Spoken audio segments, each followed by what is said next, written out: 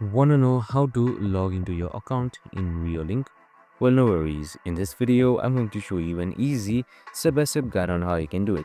It's super simple and under a minute, so let's get right into it. Now, first things first, simply open up your Reolink application and make sure you have it installed. If you haven't, we have created a video on how to do it, so make sure to watch it first. Now, once you've done all of that, on the bottom right side, you should be seeing your profile right here. Just simply select it. Now once you've selected your profile, on top you should be seeing login. Just simply select login. Now here just simply type in your email and then your password.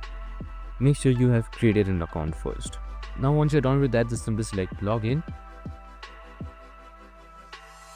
and you should be good. If you haven't verified, just simply select verify now right here and you should be good. I hope this video helped. If it did, make sure to like, subscribe and tune in with us for more of these videos. See you in the next one.